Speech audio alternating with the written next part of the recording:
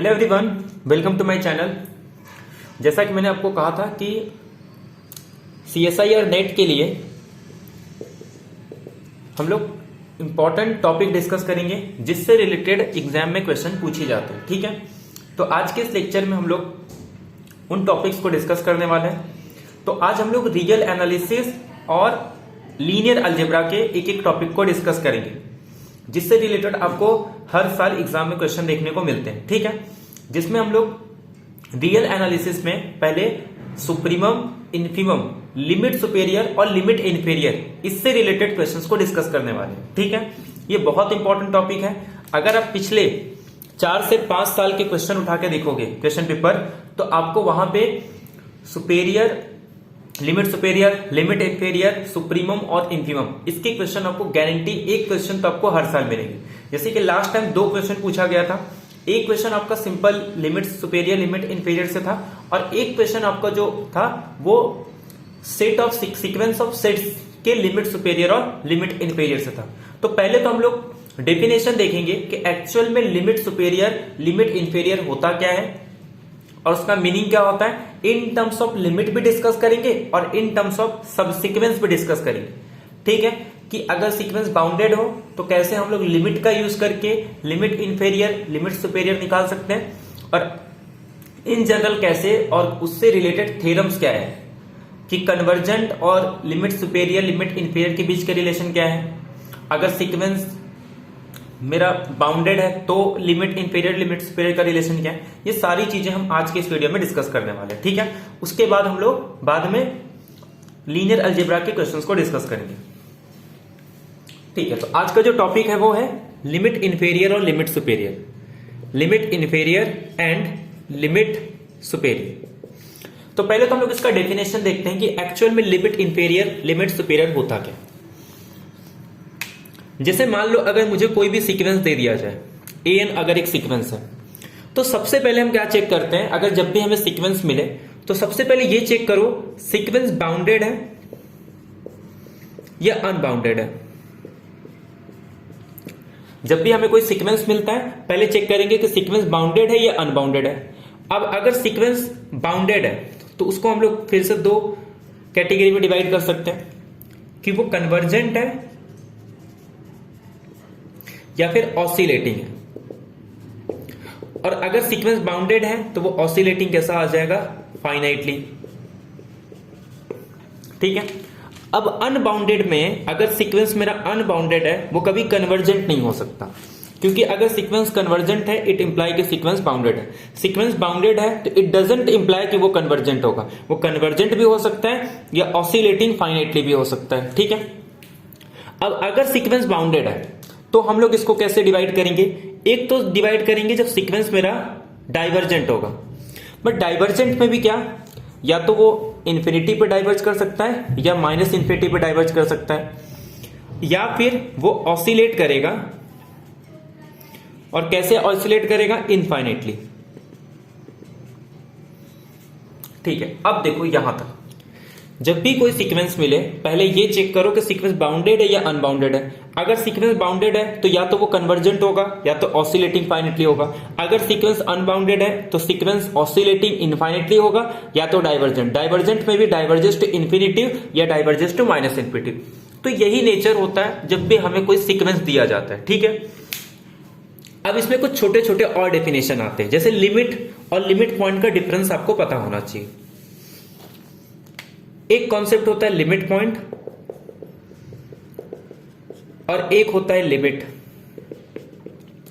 Limit किसे कहते हैं हम लोग, जैसे मैंने एक पॉइंट ले लिया L, अगर इस L को किसी सीक्वेंस का लिमिट पॉइंट कहना चाहता हूं तो मैं इस L के अराउंड एक नेबरहुड ड्रॉ करूंगा, L minus epsilon, L plus epsilon. तो इस नेबरहुड के अंदर सीक्वेंस के कितने टर्म्स होने चाहिए, an belongs to L minus epsilon, L plus epsilon for infinitely many times. कितने टाइम्स, इनफाइनेटली मेनी टाइम्स। मतलब इस नेबरहुड के अंदर सीक्वेंस के इनफाइनाइट टर्म्स होने चाहिए। अच्छा, बाहर कितने होने चाहिए, तो बाहर कितने भी हो सकते हैं, इनफाइनाइट भी हो सकते, फाइनाइट भी हो सकते, बट इस नेबरहुड के अंदर सीक्वेंस के इनफाइनाइट टर्म्स होने चाहिए।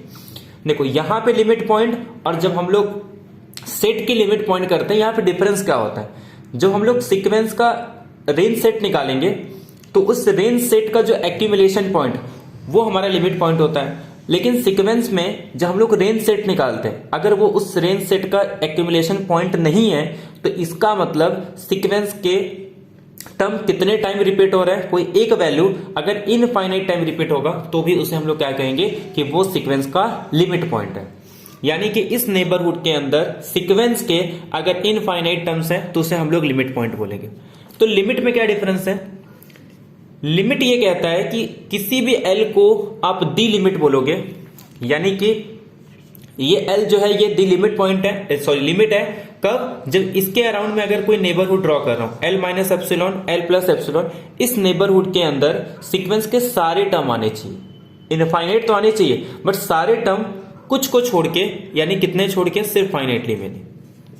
यानी कि इस नेबरहुड के बाहर आप कोई भी नेबरहुड ड्रॉ करो, उस नेबरहुड के बाहर सीक्वेंस के सिर्फ फाइनाइटली मेनी टर्म्स होंगे, बाकी सारे टर्म्स इस नेबरहुड के अंदर आ जाएंगे। तो ये डिफरेंस होता है। सारे लिमिट पॉइंट होते हैं बट सारे लिमिट पॉइंट लिमिट नहीं होते। लिमिट हमेशा यूनिक होता है। किसी भी बाउंडेड सेट के पास अगर यूनिक लिमिट पॉइंट हो तो हम लोग कहते हैं सीक्वेंस कन्वर्जेंट हो। और ये डेफिनेशन भी होता है सीक्वेंस का कि कोई सीक्वेंस अगर कन्वर्ज कर रहा है किसी एल पे तो वो क्या होता है, सीक्वेंस का लिमिट होता है। तो एक तो आपको ये चीजें क्लियर हो गई कि जब हमें कोई सीक्वेंस दिया जाएगा तो सीक्वेंस या तो बाउंडेड होगा या तो अनबाउंडेड होगा। अगर बाउंडेड है तो सीक्वेंस कन्वर्जेंट या ऑसिलेटिंग फाइनाइटली, अगर अनबाउंडेड है या तो वो सीक्वेंस इंफिनिटी पे डाइवर्ज करेगा या माइनस इंफिनिटी पे डाइवर्ज करेगा या ऑसिलेटिंग होगा इनफाइनाइटली। ठीक है, ये चीजें यहां तक क्लियर हो गई। हमने लिमिट का डेफिनेशन देखा कि लिमिट क्या होता है कि जिस पॉइंट को हम सीक्वेंस का लिमिट कहना चाहते हैं उसके अराउंड कोई भी नेबरहुड ड्रॉ करूं तो सीक्वेंस के कितने पॉइंट आने चाहिए, सारे पॉइंट आने चाहिए उस नेबरहुड के अंदर एक्सेप्ट फाइनाइटली मेनी। यानी कि उस नेबरहुड के अंदर कंटेन करेंगे ऑल बट फाइनाइटली मेनी, मतलब सीक्वेंस के सारे पॉइंट कुछ फाइनाइट पॉइंट को बाहर छोड़ के। अगर मैं उस पॉइंट को लिमिट पॉइंट बोलना चाहता हूं तो सीक्वेंस उस नेबरहुड के अंदर जिस एल को हम लोग लिमिट पॉइंट बोलना चाहते हैं उसके अराउंड आप कोई भी नेबरहुड ड्रॉ कर लो, सीक्वेंस के इनफाइनाइट पॉइंट आने चाहिए। बाहर कितने पॉइंट है, वो इनफाइनाइट भी हो सकते हैं, फाइनाइट भी हो सकते हैं। ठीक है, उसमें कोई दिक्कत नहीं। अब एक बात बताओ, अगर कोई सीक्वेंस बाउंडेड है तो हमें पता है या तो ये कन्वर्जेंट होगा या तो ये ऑसिलेटिंग फाइनाइटली होगा, यही दो नेचर होगा सीक्वेंस का। अगर सीक्वेंस बाउंडेड है हमें पता है इसके पास लिमिट पॉइंट होते हैं और किसी बाउंडेड सीक्वेंस का लिमिट पॉइंट भी बाउंडेड हो जाएगा। ठीक है, तो मान लेता हूं अगर इसके लिमिट पॉइंट बाउंडेड है तो इसके पास L1 L2 ये सपोज इसके लिमिट पॉइंट हो गए। अगर कोई सीक्वेंस बाउंडेड है तो ये इसके लिमिट पॉइंट है। ठीक है, तो इसका इन्फीमम भी एग्जिस्ट करेगा, इसका सुप्रीमम भी एग्जिस्ट करेगा। तो हम क्या करते हैं, किसी भी बाउंडेड सीक्वेंस का आप सारे लिमिट पॉइंट निकाल लो, उसमें जो इन्फीमम होगा लिमिट पॉइंट का उसी को हम लोग कहते हैं लिमिट इन्फेरियर। क्या कहते हैं, उसी को लिमिट इन्फेरियर या फिर उसी को और एक नाम दिया जाता है लोअर लिमिट। क्या कहा मैंने, पहले चेक करो सीक्वेंस बाउंडेड है या नहीं। अगर सीक्वेंस बाउंडेड है तो उसके लिमिट पॉइंट होंगे, उसके सारे लिमिट पॉइंट निकाल लो और उन लिमिट पॉइंट में से जो सबसे इन्फीमम होगा उसे हम लोग कहेंगे लोअर लिमिट या उसी को कहेंगे लिमिट इन्फेरियर। अब क्या करो, उसमें सुप्रीमम निकाल लो। ठीक है, जितने भी लिमिट पॉइंट है उनका सुपेरियर निकाल लो और उसी को नाम देते हैं हम लोग अपर लिमिट या उसी को कहा जाता है लिमिट सुपेरियर। आई थिंक यहां तक आपको क्लियर हो गया होगा कि अगर सीक्वेंस बाउंडेड हो तो हम इजीली निकाल सकते हैं लिमिट इन्फेरियर और लिमिट सुपेरियर। यहां तक किसी कोई दिक्कत नहीं। आपको कोई सीक्वेंस दिया जाएगा, अगर वो बाउंडेड है तो आप उसके लिमिट पॉइंट निकालो और लिमिट पॉइंट में जो आपका लिमिट सबसे इन्फीमम वैल्यू होगा वो आपका लोअर लिमिट, जो सबसे सुप्रीमम वैल्यू वो आपका अपर लिमिट। अब इसी से रिलेटेड मैं आपको कुछ क्वेश्चन दे देता हूं। ठीक है, अब आपको एक क्वेश्चन पूछा गया था जून 2017 में। जून 2017 में क्वेश्चन ये था कि एक सीक्वेंस दिया है an is equal to 1 plus minus 1/n 1/n whole raise to n। ये आपको सीक्वेंस दे दिया। क्लियरली आप देख सकते हो ये सीक्वेंस बाउंडेड है। ठीक है, अगर ये सीक्वेंस बाउंडेड है तो इसके पास लिमिट पॉइंट होंगी। अगर मैं एक सेट बना दूं सारे लिमिट पॉइंट का, तो देखो ये -1/n है, इसको मैं इवन ऑड में ब्रेक कर सकता हूं। जब मैं इवन ऑड में ब्रेक करूंगा तो ये 1 + 1/n whole raise to n, और एक आ जाएगा 1 - 1/n whole raise to n। ये कब होगा? जब n इवन। ये कब होगा? जब n ऑड। तो इसका लिमिट पॉइंट क्या आएगा? e, और एक लिमिट पॉइंट आएगा 1/e। तो इसका इन्फिमम वैल्यू क्या है? 1/e। तो ये मेरे पास आ जाएगा लिमिट इन्फेरियर ऑफ an। ये आ जाएगा मेरे पास लिमिट सुपेरियर ऑफ an। तो अगर सीक्वेंस बाउंडेड हो तो लिमिट इन्फेरियर और लिमिट सुपेरियर इजीली हम फाइंड आउट कर सकते हैं। कैसे? उनके सारे लिमिट पॉइंट निकाल लो, लिमिट पॉइंट का infimum, limit inferior, limit point का superior, limit superior. I hope यहां तक आपको कोई दिक्कत नहीं हो। बहुत ही सिंपल क्वेश्चन था ये। तो यहां तक आई थिंक आपको ये चीजें क्लियर हो गई कि जब भी कोई सीक्वेंस आपको दिया जाए, अगर वो बाउंडेड हो तो उसके लिमिट पॉइंट कैलकुलेट कर लो। अगर लिमिट पॉइंट कैलकुलेट करने के बाद इन्फिमम वैल्यू को हम लोग कहते हैं लोअर लिमिट, उसके सुप्रीमम को कहा जाता है लिमिट अपर लिमिट। ठीक है, अब ध्यान दो, एक रिजल्ट बता रहा हूं आपको, देखो ध्यान से देखो।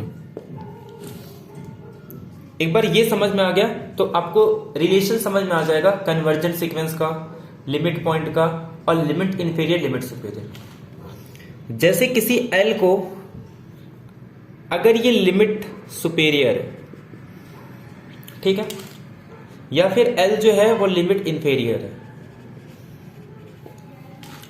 इसके अराउंड मैंने एक नेबरहुड ड्रॉ कर दी, L - एप्सिलॉन, L + एप्सिलॉन।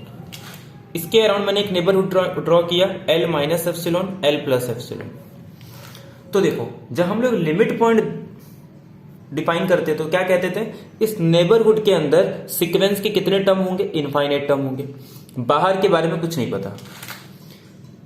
अगर लिमिट रहता था तो हम लोग क्या बोलते थे कि नेबरहुड के अंदर सीक्वेंस के सारे पॉइंट आएंगे एक्सेप्ट फाइनाइटली मेनी। ठीक है, अब यहां पे लिमिट सुपेरियर के केस में हम लोग क्या कहते हैं? ध्यान देना, लिमिट सुपेरियर ये कहता है कि L अगर लिमिट सुपेरियर है किसी सीक्वेंस का, तो L - L के लेफ्ट साइड में, ध्यान सॉरी, L - L के, अरे मतलब L - एप्सिलॉन के राइट साइड में इनफाइनाइटली मेनी होंगे। समझ में आ गया कि L - एप्सिलॉन के राइट साइड में कितने टर्म्स होंगे सीक्वेंस के? तो इनफाइनाइटली मेनी। L + एप्सिलॉन के लेफ्ट में कितने होंगे? All but finitely many. अभी मैं बताऊंगा ऐसा क्यों होगा, पहले ये चीज समझ लो कि L के अराउंड मैंने एक नेबरहुड ड्रॉ किया, तो L - एप्सिलॉन के राइट साइड में कितने टर्म्स होंगे? इनफाइनाइटली। बाहर कितने होंगे? पता नहीं। L + एप्सिलॉन के लेफ्ट में कितने होंगे? All but finitely many. मतलब इसके बाहर कितने होंगे? फाइनाइटली। कि L + एप्सिलॉन के राइट में कितने होंगे? फाइनाइटली। L - एप्सिलॉन के लेफ्ट में पता नहीं। मतलब यहां पे कितने टर्म आ गए? Infinitely many. ठीक है, तो इसका मतलब लिमिट सुपेरियर को लिमिट तो बनना पड़ता है। अगर लिमिट सुपेरियर है तो वो लिमिट पॉइंट तो है। मतलब लिमिट सुपेरियर को मैं लिमिट पॉइंट बोल सकता हूं, और ऑलरेडी मैंने डिफाइन भी किया है कि जो लिमिट सुपेरियर है हमारे लिमिट पॉइंट का वो सुप्रीमम वैल्यू है। ऐसे इस केस में देखो, ये कहता है L - एप्सिलॉन के राइट में ऑल बट फाइनाइटली मेनी। कहने का मतलब क्या है कि राइट में इनफाइनाइट टर्म हो या फिर सारे टर्म हो, लेकिन लेफ्ट में सिर्फ कितने होंगे? Finitely many. L + एप्सिलॉन के लेफ्ट में कितने होंगे? तो इनफाइनाइटली। ये इनफाइनाइटली इसलिए बोल रहे हैं ताकि वो लिमिट पॉइंट मेंटेन रखे। यहां पे भी राइट में कितने बोल रहे हैं? सारे बट फाइनाइटली मेनी। मतलब ये कह रहा है कि इनफाइनाइट तो रहेंगे क्योंकि सीक्वेंस में टर्म्स कितने होते हैं? इनफाइनाइट। और लेफ्ट में कितने रहेंगे? सिर्फ फाइनाइट। अब ऐसा क्यों? ध्यान दो, मान लो ऐसा नहीं होगा, ठीक है, ये लिमिट सुपेरियर तो हो गया और इसके राइट में फाइनाइटली नहीं इनफाइनाइट है। सीक्वेंस हम लोग क्या लेके चल रहे हैं? अभी हम लोग किसके लिए पढ़ रहे हैं? सब बाउंडेड के लिए पढ़ रहे हैं। सीक्वेंस बाउंडेड है, इसका मतलब कहीं पे भी अगर इनफाइनाइट टर्म्स मिल जाए तो वो क्या करता है? एक लिमिट पॉइंट बना लेता है। अगर राइट में इनफाइनाइट बन गए, सीक्वेंस मेरा बाउंडेड है, तो एक और लिमिट पॉइंट मिल जाएगा। अगर एक और लिमिट पॉइंट बन गया तो इसका मतलब सारे लिमिट पॉइंट में इस एल को मैं क्या बोल रहा था, लिमिट सुपीरियर, बट इससे बड़ा एक और लिमिट मिल गया, लिमिट पॉइंट। जबकि लिमिट सुपीरियर का डेफिनेशन क्या है, जितने भी लिमिट पॉइंट है उन सबका सुप्रीमम। बट यहां पे तो ऐसा नहीं हो रहा है। अगर यहां पे इनफाइनाइट टर्म्स हो गए, सीक्वेंस बाउंडेड है, तो एक और लिमिट पॉइंट मिल जाएगा। मतलब एल के राइट में एक और लिमिट पॉइंट है, जो कि हो नहीं सकता। तो इसीलिए एल प्लस एप्सिलॉन के लेफ्ट में सीक्वेंस के सारे पॉइंट होंगे, कुछ फाइनाइटली मेनी को छोड़ के। सेम यहां पे भी कर सकते हैं। अगर मान लो यहां पे इनफाइनाइट टर्म्स हो गए, सीक्वेंस बाउंडेड है, तो एक और लिमिट पॉइंट आ जाएगा। एक और लिमिट पॉइंट आ गया मतलब एल के लेफ्ट में और लिमिट पॉइंट है। इसका मतलब ये इन्फिमम नहीं है, और इन्फिमम नहीं है तो लोअर लिमिट का डेफिनेशन क्या था कि जितने भी लिमिट पॉइंट है वो उनका इन्फिमम होना चाहिए। तो ये लिमिट इंफीरियर नहीं हो सकता। तो इसीलिए यहां पे कितने होने चाहिए, मस्ट बी फाइनाइटली मेनी। तो आई होप ये पॉइंट आपको क्लियर हो गया होगा। लोअर लिमिट और लिमिट इंफीरियर और सुपीरियर के बीच में डेफिनेशन आपको क्लियर हो गई हो। तो इसका मतलब मैं ये कह सकता हूं कि जो लिमिट इंफीरियर लिमिट सुपेरियर है ना, ये कहीं ना कहीं सुप्रीमम और इंफीमम तो है, बट लिमिट पॉइंट का। जब हम सेट के सुपेरियर और सुप्रीमम और इंफीमम की बात करते हैं तो वो उसके एलिमेंट की सुप्रीमम वैल्यू होती। बट यहां पे क्या कह रहा है, एक आपको सीक्वेंस दिया गया है, आप उस सीक्वेंस का लिमिट पॉइंट निकाल लो, ठीक है, और वो एक सेट बनेगा। और वो जो सेट बाउंड होता है किससे, अपर लिमिट से, नाम से भी आपको समझ में आ रहा होगा, और लोअर लिमिट से। अपर लिमिट लोअर लिमिट मतलब सीक्वेंस के जो सारे लिमिट पॉइंट है उनका अपर बाउंड क्या होता है, अपर लिमिट, और उनका लोअर बाउंड क्या होता है, लोअर लिमिट। तो ये चीजें आपको समझ में आनी चाहिए। तो अपर लिमिट लोअर लिमिट का रिलेशन लिमिट पॉइंट के साथ क्या है किसी बाउंडेड सीक्वेंस के लिए, ये आपको क्लियर होगा। यहां तक आई होप आपको कोई दिक्कत नहीं हो। एक बार आपको ये समझ में आ गया तो क्वेश्चन आप इजीली इसके कर सकते हो, ठीक है। तो ये तो हो गई लिमिट के टर्म्स में डेफिनेशन। अब ध्यान दो, मैंने क्या देखा था, बाउंडेड। बाउंडेड में दो चीजें होती है, या तो सीक्वेंस कन्वर्जेंट होगा या तो ऑसिलेटिंग होगी, वो भी कैसा, फाइनाइटली। अब ध्यान दो, अगर लिमिट बाउंडेड है तो उसके पास लिमिट पॉइंट कितने होंगे, कुछ फाइनाइट लिमिट पॉइंट होंगे। अब उस फाइनाइट लिमिट पॉइंट में से अगर मान लो एक ही लिमिट पॉइंट है, तो एक ही लिमिट पॉइंट है तो वही इसका इन्फीमम हो जाएगा, वही सुप्रीमम हो जाएगा। तो उस केस में क्या होगा, limit inferior limit superior equal आ जाएगा, यानी कि lower limit upper limit same आ जाएगी। और बाउंडेड सीक्वेंस के पास एक ही लिमिट पॉइंट है तभी हो सकता है, तो मतलब वो सीक्वेंस कन्वर्जेंट हो जाएगा। कब, जब हम लोग लिमिट इंफीरियर में धीरे धीरे लिमिट सुपेरियर को कम करेंगे और लिमिट इंफीरियर को बढ़ाएंगे और लिमिट सुपेरियर को कम करेंगे। तो ये कॉमन पॉइंट पे आता है जिसे हम लोग कहते हैं एल, ठीक है। यानी कि अगर एक ही यूनिक लिमिट पॉइंट हो, उस केस में हमारे पास limit inferior limit superior same हो जाती और हम लोग कहते हैं सीक्वेंस कन्वर्जेंट हो। अगर एक से ज्यादा लिमिट पॉइंट है तो उसका इन्फीमम अलग आएगा, उसका सुप्रीमम अलग आएगा, यानी कि लिमिट इंफीरियर लिमिट सुपेरियर अलग आ जाएंगे। तो कहने का मतलब कन्वर्जेंट में हमेशा सेंस निकलता है कि उसकी limit superior limit inferior equal आती, जबकि ऑसिलेटिंग में लिमिट इंफीरियर लिमिट सुपेरियर हमेशा डिफरेंट आता है, चाहे वो ऑसिलेटिंग फाइनाइटली हो चाहे ऑसिलेटिंग इनफाइनाइटली हो, ठीक है। तो ये पूरा बाउंडेड का खेल खत्म हो गया। अब मैं आपको जो हमारा मेन डेफिनेशन है इन टर्म्स ऑफ सीक्वेंस समझाते हैं, ठीक है। हम क्या करते हैं, जैसे मान लो एक सीक्वेंस दिया गया मुझे ए, आई होप आपको in terms of limit clear हो गया होगा। अब इन टर्म्स ऑफ सब सीक्वेंस समझते हैं। इसके लिए आपको दो इंपॉर्टेंट थ्योरम पता होना चाहिए। एक तो थ्योरम हमने ऑलरेडी देख लिया कि किसी सीक्वेंस के पास अगर यूनिक लिमिट पॉइंट है बाउंडेड सीक्वेंस के पास, वो सीक्वेंस कन्वर्ज होता है। और एक आपके पास जिसे हम लोग, और एक हमारे पास क्या है, बाउंडेड कन्वर्जेंस थ्योरम या मोनोटोन बाउंडेड कन्वर्जेंस थ्योरम, कि अगर कोई सीक्वेंस मोनोटोन है बाउंडेड है तो वो सीक्वेंस कन्वर्ज करता है। बाउंडेड सीक्वेंस है सीक्वेंस अगर इंक्रीजिंग है तो वो सीक्वेंस हमेशा कन्वर्ज करता है, और कहाँ कन्वर्ज करता है? सुप्रीमम पे। सीक्वेंस अगर बाउंडेड और डिक्रीजिंग है तो ये भी कन्वर्ज करता है, और कहाँ कन्वर्ज करता है? सीक्वेंस के इन्फीमम पे। ठीक है, अब देखो, अब हम लिमिट सुपेरियर लिमिट इंफीरियर को in terms of subsequence define कर रहे हैं। an आपको एक सीक्वेंस दिया गया है, a1 a2, ठीक है, ये मान लो एक सीक्वेंस है। मैं एक नया सब सीक्वेंस डिफाइन कर रहा हूं, ध्यान दो। इस पूरे सीक्वेंस का सबसे सुप्रीमम वैल्यू, इस पूरे सीक्वेंस का सबसे सुप्रीमम वैल्यू, सीक्वेंस क्या लेके चल रहे? बाउंडेड। अब हम लोग इन टर्म्स ऑफ सब सीक्वेंस डिफाइन कर रहे हैं, ठीक है।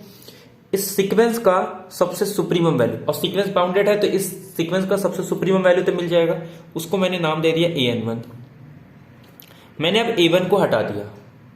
अब a2 से लेके पूरे सब सीक्वेंस में, पूरे सीक्वेंस में सबसे सुप्रीमम वैल्यू क्या है? मैंने उसको नाम दे दिया an2। फिर इसको हटाया, फिर पूरे सीक्वेंस में से सबसे बड़ी वैल्यू, उसको नाम दे दिया an3। अब एक बात बताओ, पूरे सीक्वेंस के सबसे बड़ी वैल्यू an1 है, फिर एक पार्ट को हटा दूंगा तो हो सकता है यहां पे अगर ये सबसे बड़ी वैल्यू होती तो इसका मतलब अब जो बचे हुए वो इससे छोटा है, तो इसका मतलब या तो ये इससे लेस देन होगा। अगर मान लो वो जो सबसे बिगेस्ट वैल्यू अगर वो राइट साइड में है तो इसका मतलब वो इक्वल आ जाएगा फिर इसको रिमूव करने पे भी। तो इस तरीके से आपको ये समझ में आ रहा होगा, मैंने एक सीक्वेंस सब सीक्वेंस बना दिया।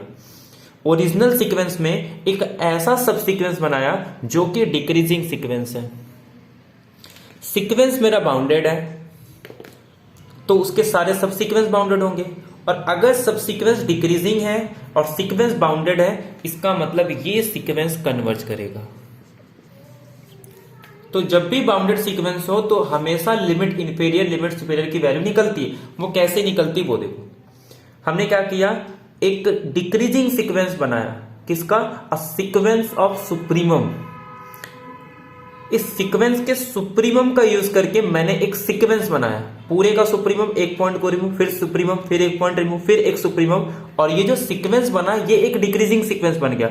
क्योंकि सीक्वेंस बाउंडेड है तो उसके सारे सब सीक्वेंस बाउंडेड होंगे, और सारे सब सीक्वेंस बाउंडेड है, और अगर सीक्वेंस मेरा डिक्रीजिंग आ जाए तो कन्वर्ज होगा। और कन्वर्ज कहां करता है? एक डिक्रीजिंग सीक्वेंस हमेशा अपने इन्फीमम पे कन्वर्ज करता है।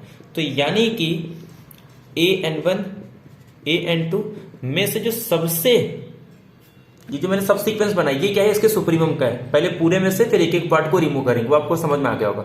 अब इसका जो इन्फीमम होता है उसी को हम लोग डिफाइन करते हैं लिमिट इंफीरियर।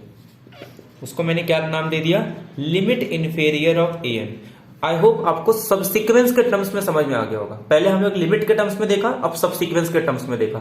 इसका मतलब अगर सीक्वेंस बाउंडेड हो तो हमेशा लिमिट इंफीरियर निकाल सकते हैं, कोई दिक्कत नहीं, इन जनरल नहीं डिफाइन कर सकते। बट अगर सीक्वेंस बाउंडेड हो तो हमेशा उसका लिमिट इंफीरियर डिफाइन कर सकते हैं। आगे हम लोग देखेंगे कि अनबाउंडेड के भी, अनबाउंडेड है तब भी डिफाइन कर पाते हैं, बट जरूरी नहीं है कि वो फाइनाइट आएगा, बट इस केस में वो हमेशा एक फाइनाइट वैल्यू आती है। ठीक है, अब ऐसे ही मैं क्या करूंगा, मैंने सुप्रीमम का किया, अब मैं इसके इन्फीमम का कर रहा हूं। इस पूरे सीक्वेंस में जो सबसे स्मॉलेस्ट वैल्यू होगी मैं उसको नाम दे दूंगा bn1, फिर एक पार्ट को रिमूव, फिर बचे हुए में से bn2, फिर उसके बाद बचे हुए में से bn3, इस तरीके से बनाऊंगा। पहले सबसे छोटी वैल्यू ले लिया, अब उस सबसे छोटी वैल्यू के बाद में दूसरी वैल्यू ले रहा हूं। अगर मान लो यही सबसे छोटी वैल्यू होती तो अब जो नेक्स्ट लूंगा वो उससे बड़ा हो जाएगा, तो इसका मतलब ये ग्रेटर देन इक्वल आ जाएगा। तो ये कैसा सीक्वेंस आ गया? इंक्रीजिंग सीक्वेंस आ गया।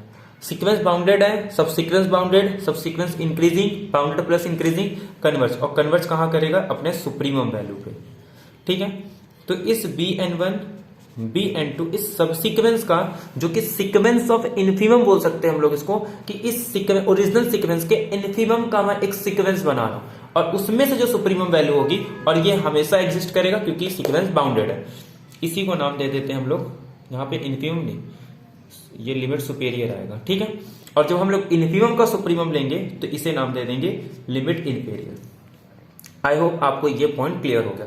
और ये एग्जिस्ट होने का रीजन क्या है? क्योंकि हमारे पास मोनोटोन बाउंडेड कन्वर्जेंस थ्योरम है कि सीक्वेंस बाउंडेड है तो उसके सारे सब सीक्वेंस बाउंडेड होते हैं, और सब सीक्वेंस मैंने डिक्रीजिंग बना लिया, प्लस बाउंडेड, कन्वर्जेंट, और एक डिक्रीजिंग सीक्वेंस प्लस बाउंडेड हमेशा कन्वर्ज करता है और कन्वर्ज करता है हमेशा इन्फिमम पे।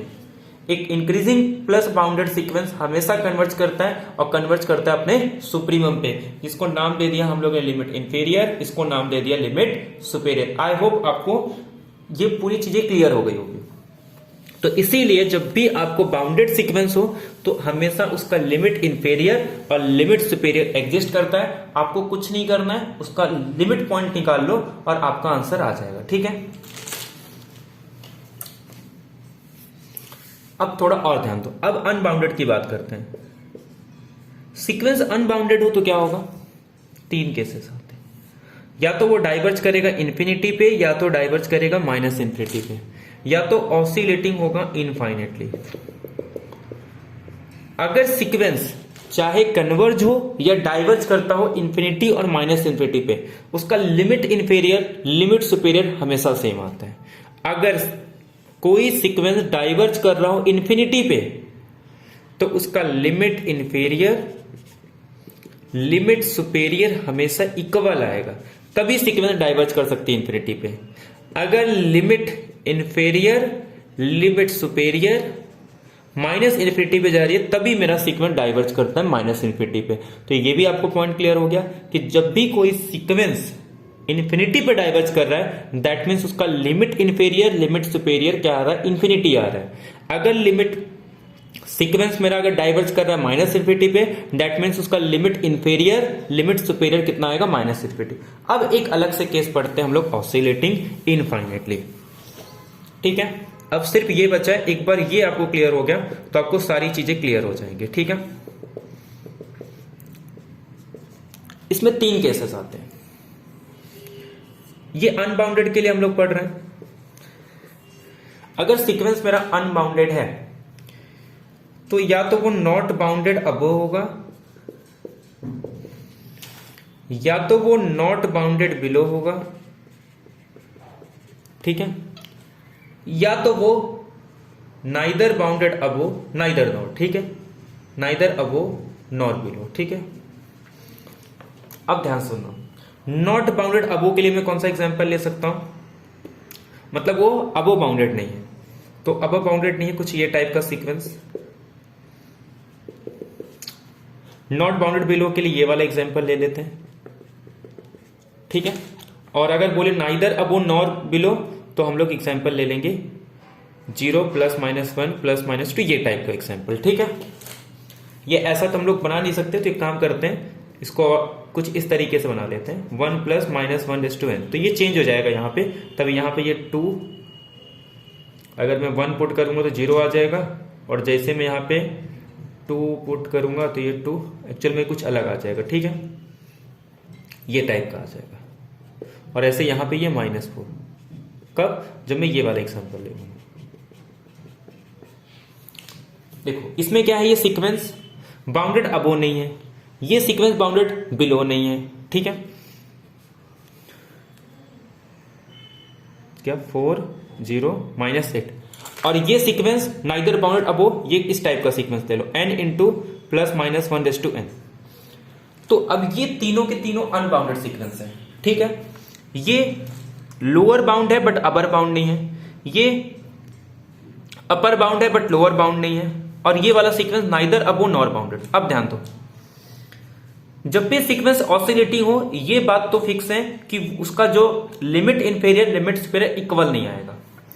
अगर जब बाउंडेड अबो ना हो ना तो मतलब उसमें कभी सुप्रीमम वैल्यू एग्जिस्ट ही नहीं आएगी। तो इस केस में लिमिट सुपेरियर जो आएगा वो हमेशा इंफिनिटी आएगा।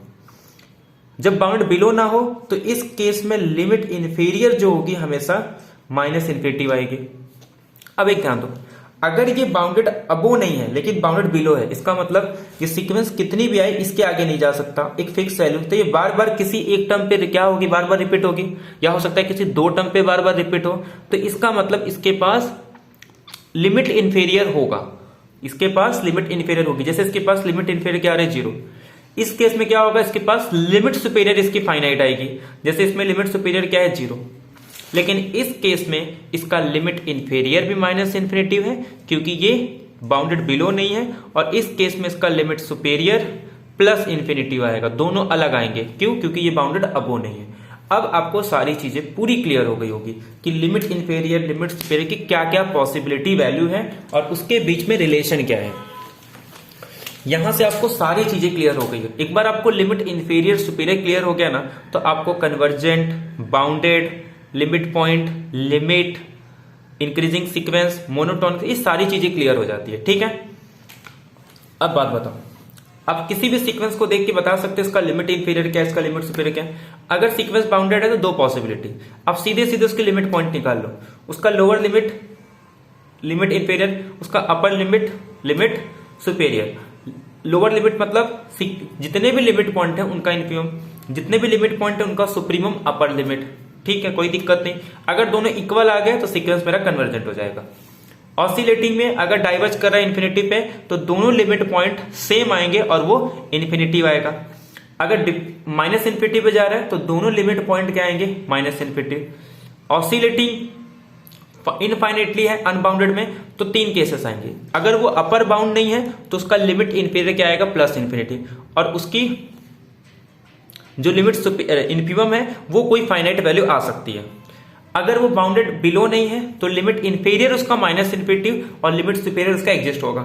अगर वो अनबाउंडेड अबो भी नहीं है, बाउंडेड बिलो भी नहीं है, उस केस में उसका लिमिट सुपेरियर प्लस इन्फिनिटी और लिमिट इन्फीरियर माइनस इन्फिनिटी। अब ये चीजें यहां से आपको कन्वर्जेंट भी समझ में आ गया होगा, इंक्रीजिंग सीक्वेंस का किस तरीके से रोल है, मोनोटोन कन्वर्जेंस, ये सारी चीजें आपको क्लियर हो गई।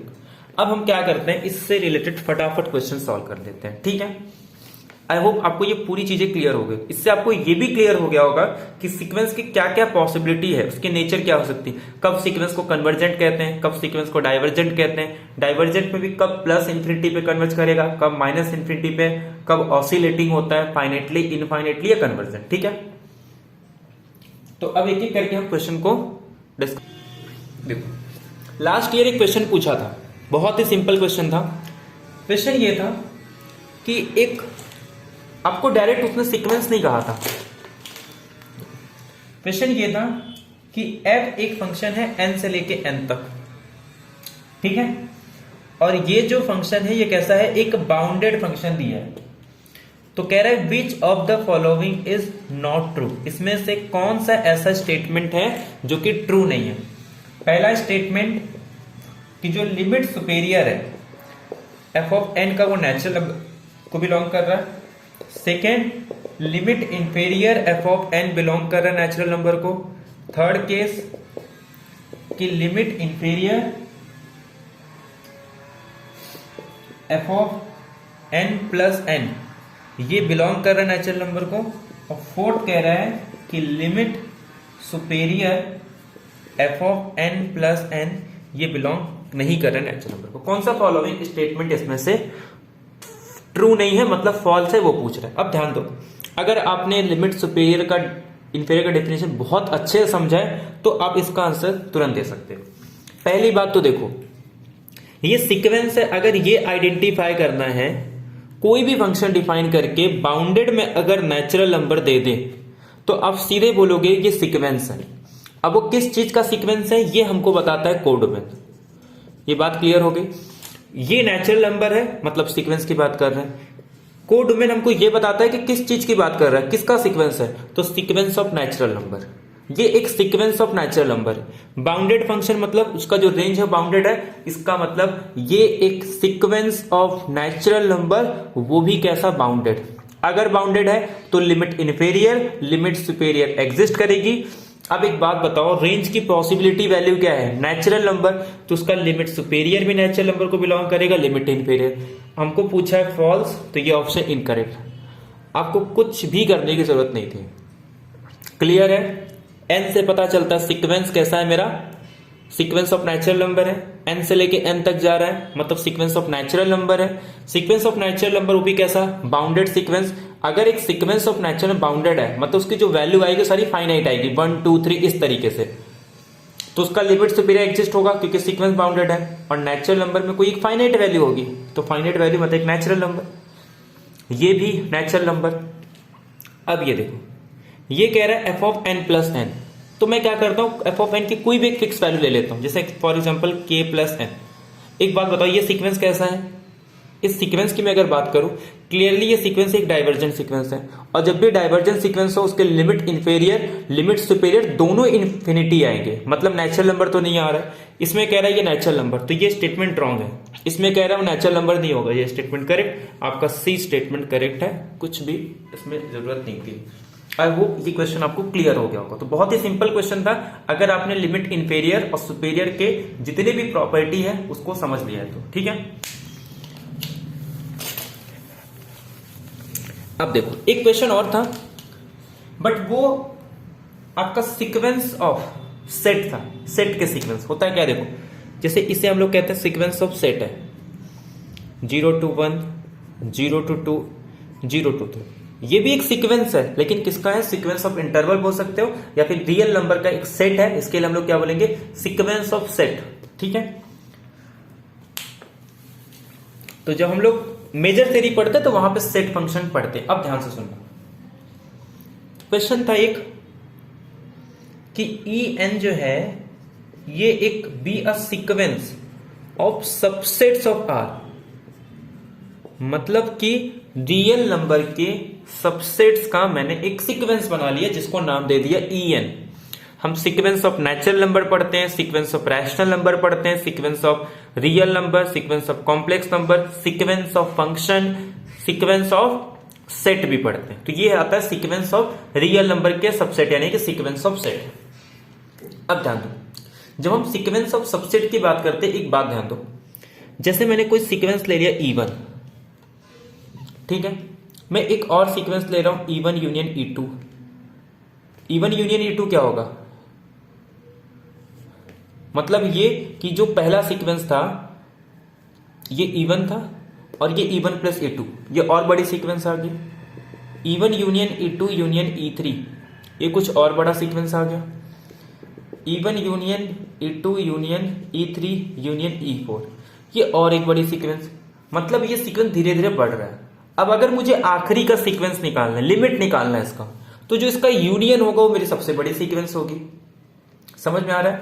तो कहने का मतलब क्या है कि अगर मैं इस तरीके से यूनियन ले लूं इसका, ठीक है, तो ये धीरे धीरे इंक्रीज होगी, और लिमिट अगर मुझे निकालना है तो मैं सबका यूनियन निकाल लूंगा। ठीक है, तो यानी कि इंक्रीजिंग सीक्वेंस का जो लिमिट होता है वो उसका यूनियन हो जाता है। ठीक है, ऐसे इंटरसेक्शन के केस में क्या होगा? जैसे मान लो ये E1 है, ये और छोटा हो गया, ये और धीरे धीरे छोटा हो रहा है, तो अगर मैं इसका लिमिट निकालना चाहूं तो लिमिट क्या आएगा? उसका इंटरसेक्शन। तो अगर एक सीक्वेंस डिक्रीजिंग सीक्वेंस है और हमको वो कैसे बनाते हैं? इंटरसेक्शन का यूज करके, और लिमिट पॉइंट निकालेंगे तो क्या आएगा? उसका इंटरसेक्शन आएगा। ठीक है, तो ये चीजें आपको समझ में, इसी का यूज करके डिफाइन किया है लिमिट इन्फेरियर लिमिट सुपेरियर। अब एक बात बताओ, मैंने क्या कहा था कि जब हम लिमिट सुपेरियर डिफाइन करते हैं हम लोग क्या लेते थे? Sequence of supremum. तो यहां पे जब मैं सीक्वेंस बनाऊंगा सुप्रीमम का, तो मतलब यूनियन का बनाऊंगा। जब मुझे यहां पे डिक्रीजिंग सीक्वेंस का बनाना हो, सॉरी, यहां पे जब हमको इन्फीमम का बनाना हो, तो मैं किसका बनाऊंगा? इंटरसेक्शन का बनाऊंगा। जब हम वहां पे सुप्रीमम का सीक्वेंस बना रहे थे तो वो एक डिक्रीजिंग सीक्वेंस बन रही थी। जब हम एक इन्फीमम का सीक्वेंस बना रहे थे वो एक इंक्रीजिंग सीक्वेंस बनता है। तो इसी का यूज करके हम डिफाइन करते हैं लिमिट सुपेरियर ऑफ En। इसको डिफाइन किस तरीके से किया जाता है इसको समझो। हम क्या करते थे? वहां पे सुप्रीमम का सीक्वेंस बनाते थे। तो सुप्रीमम का सीक्वेंस मतलब En is going from k to infinity. अब ध्यान दो, अगर मैं k को 1 पुट कर दूं तो इसमें सिर्फ कितने टाइम आएंगे? 1। अगर मैं यहां पे E1 union E2 union E3 चलते जाएंगे, ये पूरा बड़ा सीक्वेंस आएगा।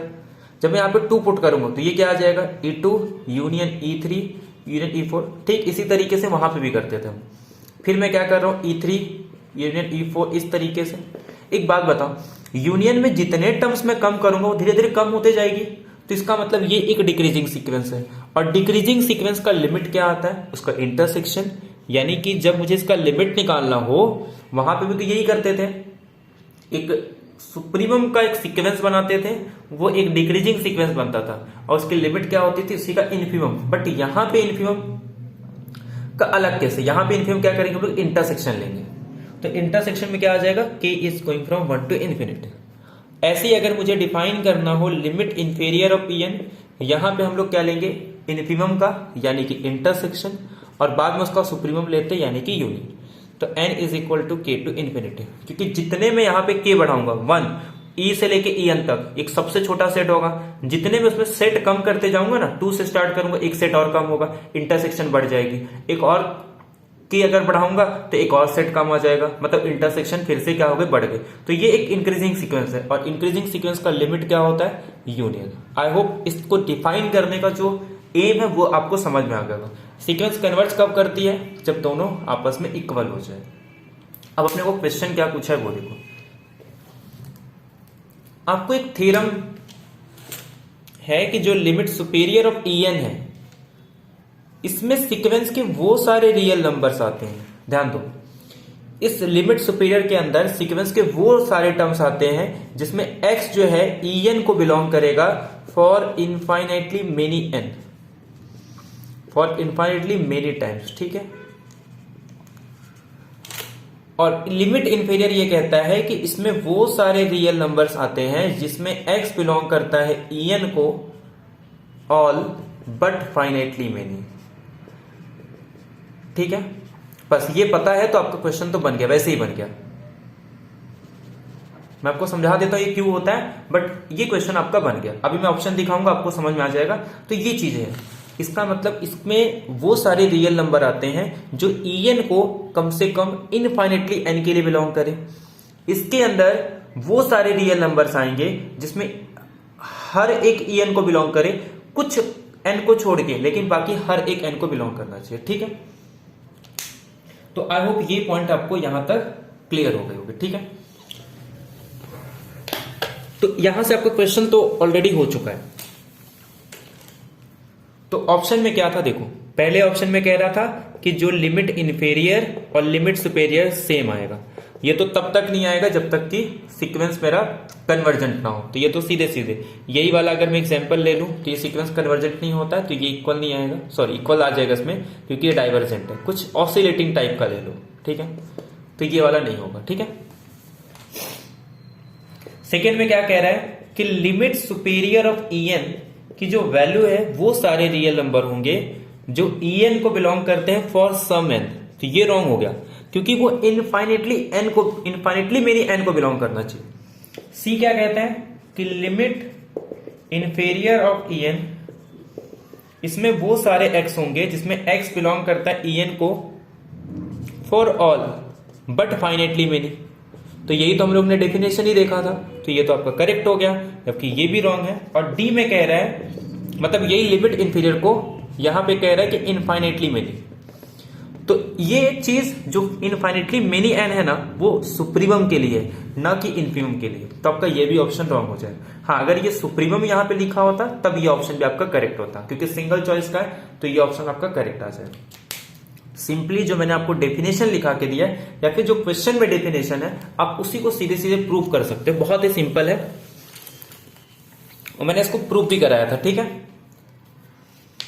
तो आई होप ये चीजें आपको क्लियर हो गई होगी। तो आप ये याद कर लो। बाकी अगर इसको प्रूव करना है तो सीधे सीधे आप एक एक्स ले लो, वो बिलोंग करके आप चेक कर सकते हो कि वो ये जो डेफिनेशन है ये आपको पता होना चाहिए। सेट के अंदर लिमिट सुपीरियर में वही रियल नंबर होंगे जो En को, यानी कि n कितने n को बिलोंग करने चाहिए, इनफाइनेटली। जबकि लिमिट इंफीरियर के लिए वो हर एक n को बिलोंग करना चाहिए, but only except only finitely मैंने, ठीक है। आई होप ये क्वेश्चन आपको क्लियर हो गया होगा। चलो नेक्स्ट क्वेश्चन की बात करते हैं।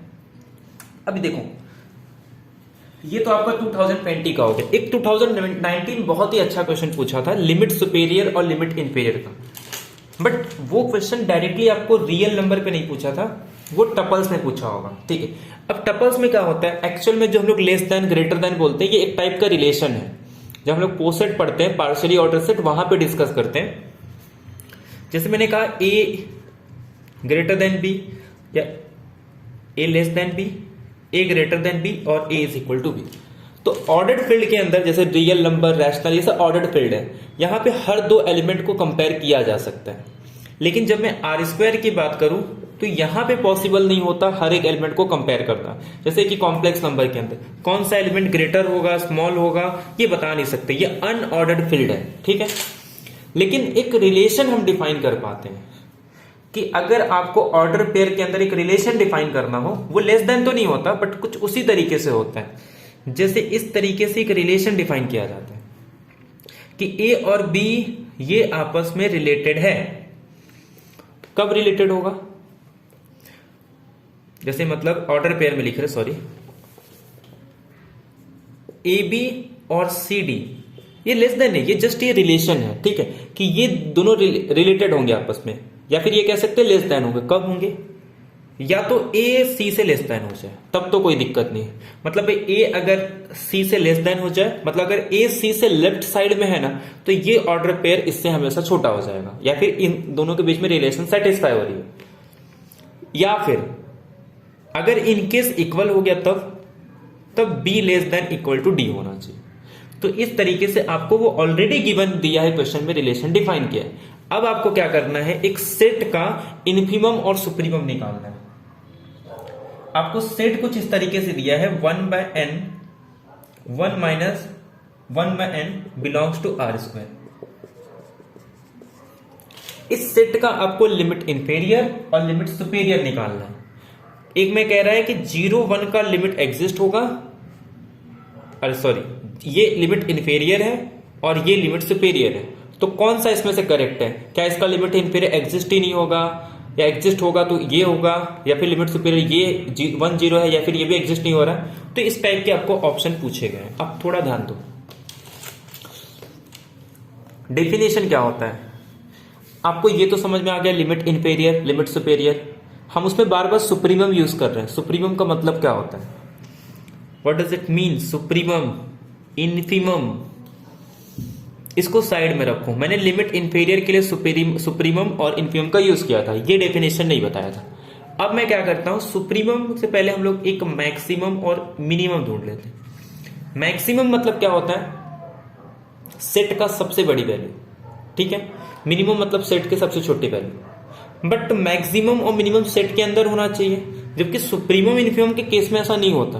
ये सेट के अंदर भले ना हो, लेकिन फिर भी उस सेट का सुप्रीमम हो सकता है। इन्फीमम उस सेट से सबसे बड़ी वैल्यू तो है, बट जरूरी नहीं कि सेट के अंदर होगा। ये डिफरेंस होता है मैक्सिमम और इन्फीमम। मान लो कोई एक सेट है जिसमें A1 A2 से लेके कुछ एलिमेंट है। अगर इस तरीके से लिख पा रहा हूं तब तो ठीक है। तो हम लोग क्या करते हैं, ये फाइनाइट भी हो सकता है, इनफाइनाइट भी हो सकता है, कुछ भी हो सकता है। तो अगर इस सेट को मुझे क्या बताना है कि ये सेट जो है ये बाउंडेड है या नहीं। अगर बाउंडेड होगा तो मतलब इसके पास एक अपर बाउंड है, एक लोअर बाउंड है। सेट कुछ भी कर ले, इस अपर बाउंड से राइट में नहीं जा सकता, इस लोअर बाउंड से लेफ्ट में नहीं जा सकता, ठीक है। इसी के बीच में मेरा पूरा सेट है। हम लोग कहते हैं मेरा सेट बाउंडेड है। रियल के अंदर अगर सेट बाउंडेड है तो उसके पास उसका सुप्रीमम होता है, इन्फीमम होता है। ये रैशनल के अंदर नहीं होता, क्योंकि रैशनल कंप्लीट नहीं है, ठीक है। क्योंकि मेरा रियल कंप्लीट है तो उसके पास उसका सुप्रीमम इन्फीमम होगा। सुप्रीमम क्या होता है? अब जितने भी अपर बाउंड है, मतलब इस सेट से जितनी बड़ी वैल्यू है, मतलब वो सारी वैल्यू जो सेट के वैल्यू से बड़ी हो। मतलब ऐसा सेट का कोई ऐसा पॉइंट नहीं है जो उससे छोटा हो, अरे सॉरी उससे बड़ा हो, ठीक है। अब इन सारे अपर बाउंड में से जो सबसे मिनिमम वैल्यू होगी, मिनिमम भी नहीं यूज करके कि इसका मतलब अगर मैं उससे थोड़ा भी एक भी एप्सिलॉन अगर उसके लेफ्ट में चले जाऊं तो उसमें सीक्वेंस के पॉइंट आ जाएंगे। अगर ऐसा हो गया तो उस पॉइंट को हम लोग लिमिट सुपेरियर बोलेंगे, सॉरी सुप्रीमम बोलेंगे। अगर इस किसी को मुझे क्या बोलना है, इन्फीमम बोलना है, तो मैं उसके अराउंड राइट में एक इन्फीमम में suppose L dash plus epsilon कर रहा हूं, तो उसमें सीक्वेंस के टर्म्स आ जाएंगे या फिर उस सेट के पॉइंट आ जाएंगे, ठीक है। तब हम लोग इसको बोलते हैं इन्फीमम। पहला कंडीशन तो होना चाहिए कि लोअर बाउंड हो, ये अपर बाउंड हो। अपर बाउंड में क्या करेंगे, उसके लेफ्ट में एक नेबरहुड ड्रॉ करूंगा, कितना भी छोटा। तो अगर हर एक नेबरहुड के लिए सीक्वेंस सेट का एक भी पॉइंट आ रहा है, मतलब वो क्या है, सुप्रीमम है। ऐसे यहां पे इन्फीमम, यहां पे राइट में करेंगे। तो मतलब जितने भी अपर बाउंड थे उसमें सबसे छोटा, जितने भी लोअर बाउंड थे उसका सबसे बड़ा मेरा हो जाता है इन्फिमम। और ये हमेशा यूनिक होते हैं, जबकि अपर बाउंड यूनिक नहीं होता, लोअर बाउंड यूनिक नहीं होता, limit inferior limit superior unique होते हैं। जस्ट डेफिनेशन का यूज करके इस क्वेश्चन को हम लोग सॉल्व करेंगे। पहले तो मैं सेट को समझ लेता हूं कि एक्चुअल में सेट बिहेव कैसा कर रहा है। अगर मैं सेट को ध्यान से देखूं तो 1/n 1 - 1/n आर स्क्वायर के अंदर है ये। अगर मैं सेट को 1 पुट कर दूं तो ये मेरे पास कुछ यहां इस पॉइंट पे आ जाएगा 1 0। अगर मैं सेट को 2 पुट करूं, ठीक है, तो 1/2 और ये 1 - 1/2 यानी कि ये कहीं यहां पे आ जाएगा। ऐसे में 1/3 पुट करूं तो 1 - 1/3 यानी कि 2/3। अब ध्यान से देख रहे हो, धीरे धीरे ये बढ़ रहा है। जैसे जैसे मैं इसको कम कर रहा हूं और जैसे जैसे n को बढ़ा रहा हूं ये वैल्यू कम हो रही है, यानी कि लेफ्ट में जा रही है, और ये वैल्यू धीरे धीरे बढ़ रहा है, क्योंकि ये जो है ना ये डिक्रीजिंग सीक्वेंस है। तो x वाले डिक्रीजिंग सीक्वेंस है और धीरे धीरे कहां कन्वर्ज करेगी 0 पे। ये भी इंक्रीजिंग सीक्वेंस है और धीरे धीरे कहां कन्वर्ज कर रहा है 1 पे, यानी कि ये धीरे धीरे धीरे धीरे धीरे मेरी 0 पे जाएगी और ये धीरे धीरे कहां चली जाएगी 1 पे, यानी कि ये ऐसे चलते चलते चलते चलते कहां चले जाएगा इस पे। बट ये जो 1 0 है ये अटेन कर रहा है, ये जो 1 0 है ये अटेन कर रहा है, जबकि इसके अटेन करने के लिए n टेंड्स टू इन्फिनिटी, अब इन्फिनिटी कुछ नंबर तो होता नहीं है, ये अटेन नहीं कर रहा है। मतलब सीक्वेंस के सारे टर्म्स मेरी यहीं कहीं होंगे। ये समझ में आ रहा है आपको? ये मेरा धीरे धीरे डिक्रीज हो रहा है, 0 पे जा रहा है, ये धीरे धीरे इंक्रीज होके 1 पे, लेकिन ये कभी 0 पे नहीं जाएगा, ये कभी 1 पे नहीं जाएगा, लेकिन 1 0 तो है। ये कह रहा है ये इसका सुप्रीमम है।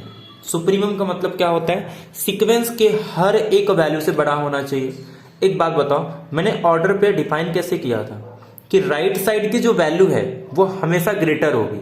तो ये देखो, ये सबसे ग्रेटर है। और अगर मान लो इक्वल आ गया तब, तो इक्वल के केस में क्या होगा कि नीचे वाली जो वैल्यू है उससे ये बड़ा होना चाहिए, ठीक है। मतलब जो A B C D, अगर ये इक्वल आ गया तो D ग्रेटर देन C होना चाहिए, तो मतलब ये ग्रेटर देन होना चाहिए। अब एक बात बताओ, तो ये तो ग्रेटर है, इसका मतलब ये तो हो ही नहीं सकता, मतलब ये जो है इनसे भी बड़ा है, ये इनसे ही बड़ा है, तो मतलब ये पूरी जो राइट साइड में जितने भी टर्म है इन सबसे बड़ा है। अब इसका मतलब क्या हो गया कि इसके बाद के जितने भी ये अपर बाउंड है, ये जो पूरी वैल्यू दिख रही है ना, पूरी अपर बाउंड है, ये सीक्वेंस के हर एक टर्म से बड़ा है। अब उन सारे अपर बाउंड में से मुझे क्या चूज करना? इन्फिमम। तो इन्फिमम तो यही आ रहा है, सारे अपर बाउंड का इन्फिमम 1 0 आ रहा है, क्योंकि उस सेट के अंदर अटेन कर रहे हैं। तो ये सबसे बड़ी वैल्यू है और उन सबसे पूरी बड़ी वैल्यू में से सबसे छोटा वैल्यू मेरा 1 0 है। तो ये मेरा सुप्रीमम आ गया। इन्फिमम के केस में ध्यान दो, लेफ्ट वैल्यू राइट वैल्यू से हमेशा छोटा हो। ये यहां तक तो जा रही है लेकिन कभी लाइन को टच नहीं कर पा रहा है, इसका मतलब ये वैल्यू भी इससे छोटी है, ये वैल्यू भी इससे छोटी है। ये सारे इसके लोअर बाउंड आ गए, ये सारे के सारे इसके लोअर बाउंड है। इस केस में ऐसा नहीं हो रहा था, ये इसका अपर बाउंड नहीं था, ये सारे अपर बाउंड थे, क्योंकि ये तो सीक्वेंस के सेट से छोटे हैं। जबकि इस केस में क्या आ रहा है कि इसके लेफ्ट में आ रहा है, तो ये भी इसका लोअर बाउंड है, ये भी इसका लोअर बाउंड है। अब इस लोअर बाउंड का मुझे सुप्रीमम सेलेक्ट करना है। अब बताओ, क्या इस लोअर बाउंड का सुप्रीमम एग्जिस्ट कर रहा है? ये पूरी लाइन लोअर बाउंड, तो ये इसका सुप्रीमम एग्जिस्ट नहीं कर रहा है। सॉरी, इसके लोअर बाउंड का सुप्रीमम नहीं बोलेंगे, मैक्सिमम वैल्यू बोलेंगे, ठीक है। इस लोअर बाउंड का मैक्सिमम वैल्यू कोई अटेंड कर रहा है? नहीं, तो देयरफॉर इसका इन्फिमम एग्जिस्ट नहीं हो रहा है। इसका एक ही रीजन था, क्योंकि लेफ्ट वाली वैल्यू इसके हर एक वैल्यू से छोटी है और उन सबसे छोटी में से सबसे बड़ा सिलेक्ट करना है। ये सब छोटा है, इसमें सबसे बड़ा हम सिलेक्ट नहीं कर पा रहे थे। यहां पे क्या दिक्कत आ गई कि ये अगर ये अटेंड नहीं करता तब दिक्कत आ जाती। ये सारी इससे बड़ी है और उनमें से मैं सबसे छोटा ढूंढता, तब तो प्रॉब्लम होता। लेकिन ये तो इससे छोटा हो गया क्योंकि सेट मेरा अटेंड कर रहा है। अगर मैं ये पॉइंट लू ना तो ये इससे छोटा आ गया, जबकि मुझे क्या करना था? अपर बाउंड के लिए सेट के हर पॉइंट से बड़ा होना चाहिए। तो ये पॉइंट सेट के हर एक पॉइंट से बड़ा है, इससे बड़ा है, तो इन जो सेट के हर एक पॉइंट से बड़े होने वाली ये वाली वैल्यू है और इसके राइट वाले, और में सबसे छोटा यही आ रहा है। तो देयरफॉर इसका लिमिट सुपीरियर एग्जिस्ट कर रहा है, इसका लिमिट इंफीरियर एग्जिस्ट नहीं कर रहा है। ये सीधा आप डायग्राम से समझ सकते हो, इतना कुछ इसमें था नहीं। अब प्रूव करने जाओगे तो बहुत हार्ड हो जाएगा, बट आपको समझ में आ गया होगा कि इसका लिमिट सुपेरियर 10 एग्जिस्ट कर रहा है सिर्फ इसके लिए क्योंकि वो अटेन कर गया। लिमिट इन्फेरियर इसका अटेन नहीं कर रहा था, इसके वजह से इसकी जितनी लोअर बाउंड है उसका मैक्सिमम वैल्यू एग्जिस्ट नहीं कर रहा था, इसीलिए इसका इन्फिमम एग्जिस्ट नहीं कर रहा है। ठीक है, तो इसीलिए इसका जो आंसर है, देखो ऑप्शन में कैसे कैसे दिया था, इसमें देखो ए ऑप्शन में कह रहा था कि इन्फिमम जो है वो 0 1 आएगा, सुप्रीमम जो ई की है वो 1 0 आएगी। ठीक है, तो देखो भाई ये तो रॉन्ग हो गया। सेकेंड में कह रहा है कि infimum does not exist, supremum 1 0, तो करेक्ट है। थर्ड और फोर्थ में कह रहा है कि सुप्रीमम में एग्जिस्ट नहीं होगा, सुप्रीमम में एग्जिस्ट नहीं हो रहा है, तो थर्ड फोर्थ तो मेरे रॉन्ग हो जाएंगे। ठीक है, आई होप आपको ये क्वेश्चन क्लियर हो गया, बहुत ही सिंपल क्वेश्चन था ये। चलो नेक्स्ट क्वेश्चन की बात करते हैं। अब देखो नेक्स्ट क्वेश्चन क्या है, ध्यान दो। एक सीक्वेंस है नॉन निगेटिव रियल नंबर का। नॉन निगेटिव रियल नंबर मतलब निगेटिव नहीं होना चाहिए, नॉन निगेटिव मतलब पॉजिटिव। ठीक है, पॉजिटिव प्लस 0 भी इंक्लूड कर दो। ठीक है, अब कह रहा है एक नॉन निगेटिव रियल नंबर्स का सीक्वेंस है, मतलब 0 या पॉजिटिव। कह रहा है कौन से स्टेटमेंट ट्रू होगा। अब देखो ये तुरंत बता दोगे इसका आंसर। पहले में क्या कह रहा है कि जो लिमिट इन्फेरियर है एक्सएन का, अगर वो 0 आ गया तो उसके एक्सएन स्क्वायर का लिमिट 0 आएगा। एक बात बताओ, क्या कोई ऐसा एग्जाम्पल है जिसका लिमिट इन्फीरियर 0 आता है? ठीक है, और एक्सएन स्क्वायर उसका 0 ना आता हो। सीक्वेंस में ऐसा तो कुछ कहा नहीं कि बाउंडेड नहीं होगा। ये वाला एग्जाम्पल ले लो, कोई दिक्कत है? या फिर जो हमने लिया था कौन सा, n into 1 plus minus 1/n, इसमें अलग आएगा 2 4 इस तरह 4 8 16 12 इस तरीके से आएंगे। अब एक बात बताओ, अगर मैं इसका स्क्वायर करूं तो क्या इसका स्क्वायर 0 आएगा? इसका लिमिट इन्फीरियर 0 है, जबकि इसकी लिमिट तो एग्जिस्ट ही नहीं कर रही है, और जब लिमिट एग्जिस्ट ही नहीं कर रहा है तो पहला ऑप्शन रॉन्ग। सेकेंड कह रहा है कि लिमिट सुपेरियर अगर 0 होगा तो उसका एक्सएन स्क्वायर। अच्छा, सुप्रीमम के केस में हम लोग ये एग्जाम्पल ले सकते थे, ये वाला। ठीक है, बट प्रॉब्लम क्या हो गया, इसमें निगेटिव लेना नहीं है।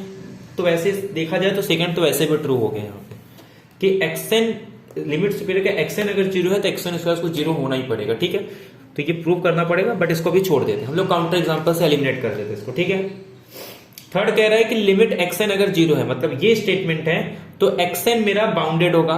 तो वही वाला एग्जाम्पल ले लो, उसमें अनबाउंडेड था। देखो जो हमने एग्जाम्पल लिया था थ्योरी करते समय वही एग्जाम्पल यूज हो रहा है इसमें सीधे सीधे, तो ये इनकरेक्ट है, क्योंकि इसमें ऑप्शन में ये है कि लिमिट इन्फीरियर अगर एक्सएन का 0 है तो एक्सएन मेरा बाउंडेड होगा, जबकि ऐसा नहीं है। अनबाउंडेड के केस में भी लिमिट इन्फीरियर 0 हो सकता है। 0 को बार बार रिपीट कर दो और सीक्वेंस को अनबाउंडेड अबो कर दो। ठीक है, वो हो जाएगा not bounded above. Xn square greater than 4 है तो लिमिट सुपेरियर भी उसका ग्रेटर देन 4 होगा। ऐसा कुछ नहीं है, इन्फीमम अगर ग्रेटर देन 4 है तो सुप्रीमम भी ग्रेटर देन 4 होगा। कोई भी कन्वर्जेंट सीक्वेंस ले लो, इन्फीमम कन्वर्जेंट 4 देन, और स्क्वायर अगर मेरा 4 ग्रेटर देन 4 है। एक बात बताओ, कुछ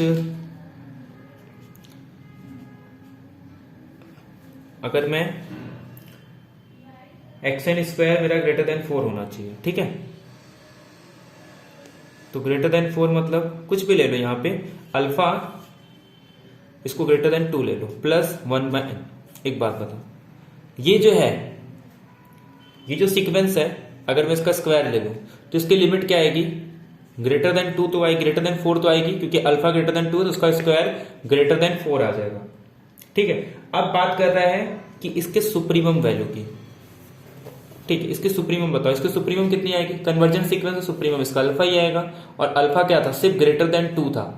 तो अगर मैं 2 से, मुझे 4 नहीं चाहिए तो एक काम करता हूं, इसको 3 ले लेता हूं। क्या दिक्कत हो रहा है? 3 क्या 2.5 भी ले लूं, कोई प्रॉब्लम नहीं होगा। तो 2 से ग्रेटर कोई भी वैल्यू ले लो, बट 4 से बड़ा मत लेना, नहीं तो फिर सेकेंड वाला। तो इस तरीके से आप काउंटर एग्जाम्पल लेके एलिमिनेट कर सकते हो, बट आपको थ्योरी को ध्यान में रखना है कि पूछा क्या क्या, उसको वो होल्ड करना चाहिए। ठीक है,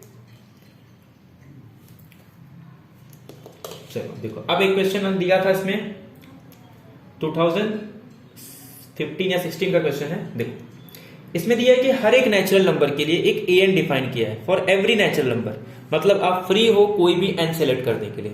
ये कह रहा है हर एक नेचुरल नंबर के लिए एक ए एन डिफाइन किया है एन अपॉन 10 log 10n। अब इसमें ये जो है ग्रेटेस्ट इंटीजर फंक्शन है, ठीक है। अब ध्यान दो, इसमें कह रहा है कि जो इसकी लिमिट इंफेरियर आएगी वो 0 आएगा।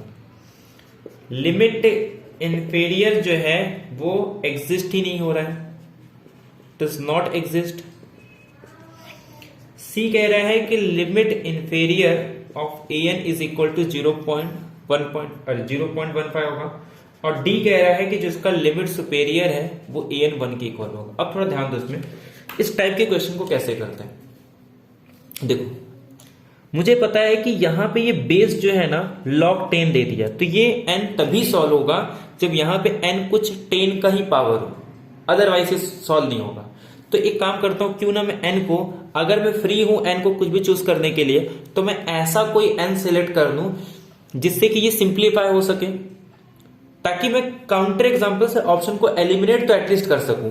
तो मैं काम करता हूं n को कुछ ट्राई करता हूं इस टाइप का। ये मुझे इसलिए समझ में आया क्योंकि यहां पे बेस 10 है, तो इसको अगर सिंप्लीफाई करके एलिमिनेट करना है तो कुछ इस तरीके से करूं ताकि ये पूरा हट जाए, ठीक है। तो ये अगर मैं इस तरीके से करूंगा तो ये k तो मेरा यहां आ जाएगा, ये वैल्यू 1, तो ये सिंपल k, और k अगर एक इंटीजर है तो ग्रेटेस्ट इंटीजर उसका k आएगा, और n को मैंने क्या लिया 10k, तो ये 10k। इससे हुआ कि ये सिंपल 1 आ गया, और 1 एक कांस्टेंट सीक्वेंस है तो इसके लिमिट इनफेरियर मतलब कन्वर्जेंट है, तो limit inferior limit superior same होगा। तो 1 आ रहा है जबकि कह रहा है 0, तो एक काउंटर एग्जांपल से एलिमिनेट। ये कह रहा है एग्जिस्ट ही नहीं होगा, ये भी एलिमिनेट। ये कह रहा है 0.15 होगा, ये भी एलिमिनेट। क्या ये एलिमिनेट हो रहा है? नहीं हो गया, कर एलिमिनेट कर दो। और क्यों ये लेना है ये कैसे समझ में है, तो उसका सिंपल सा लॉजिक है, यहाँ पे 10 दिया है, अगर मुझे कुछ भी सॉल्व करना है तो वो कुछ 10 के ही पावर में होना चाहिए, तब जाके इसको हम लोग सॉल्व कर सकते हैं, ठीक है।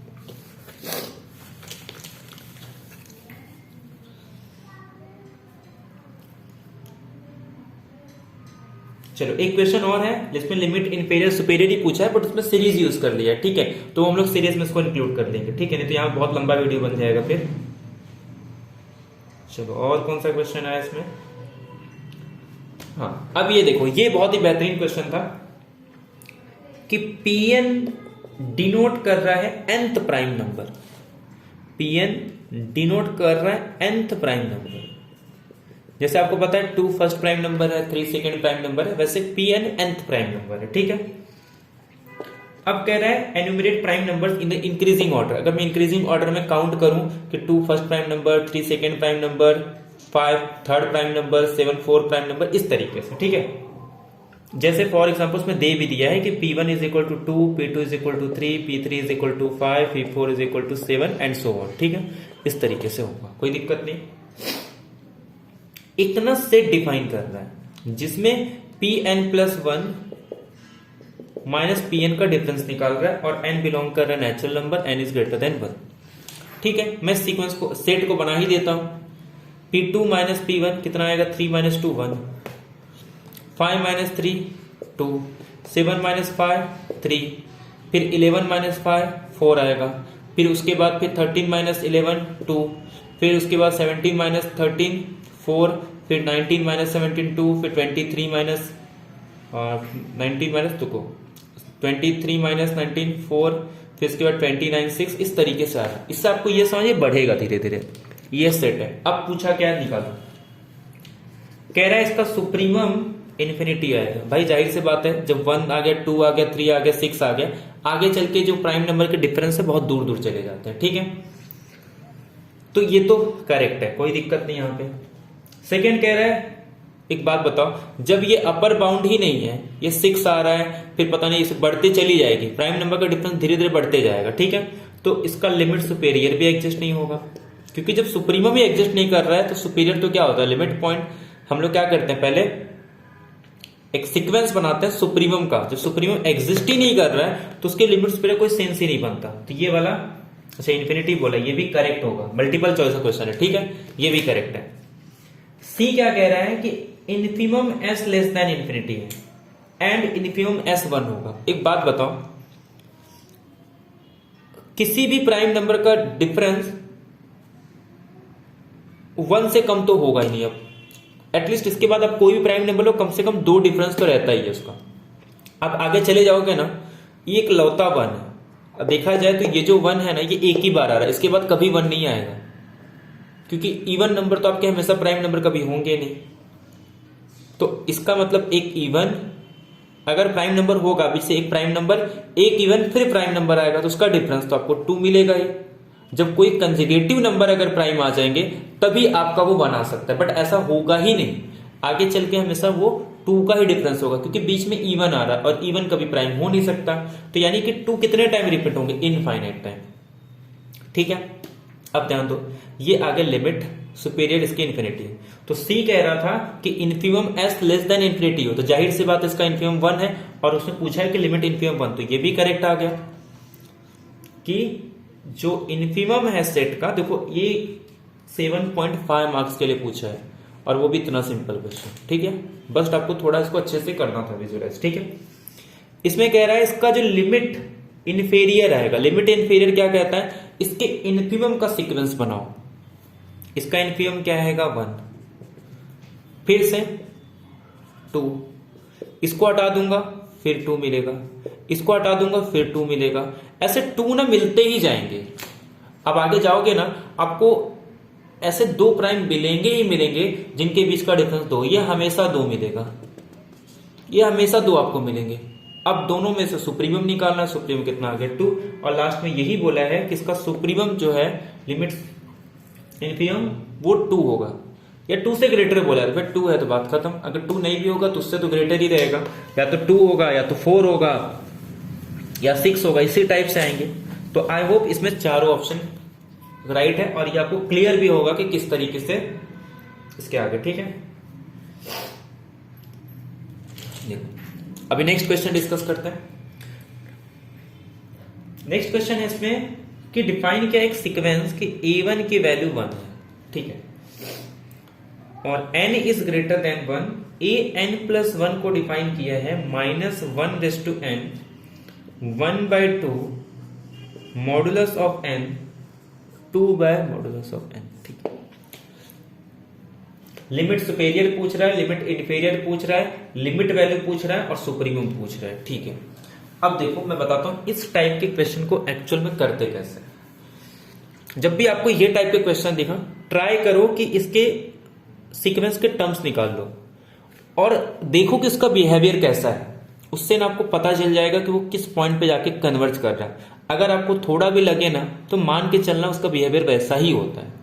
ठीक है, अब ध्यान दो, a1 की वैल्यू 1 है, मैं अगर a2 निकालू तो कितना आ जाएगा? ये a2 के लिए यहां पे 1 पुट करूंगा तो ये -1/2, और यहां पे 1 + 2 यानी कि 3, ये आ जाएगा -1.5। कोई दिक्कत नहीं। a3 निकालना है तो ये प्लस हो जाएगा 1/2, और ये कितना है? -3/2 का मॉडुलस कितना आ जाएगा? 3/2, और ये -3/2 का 4/3। ठीक है, ये 1/2, ये 9 + 8 17/6 यानी कि 17/12। आप इसको सॉल्व करोगे तो ये आ जाएगा 1.550 यानी कि 4, 48 टू 20 का करेंगे तो ये फिर से 1 आ जाएगा, फिर 80 का करेंगे तो 12 8 6।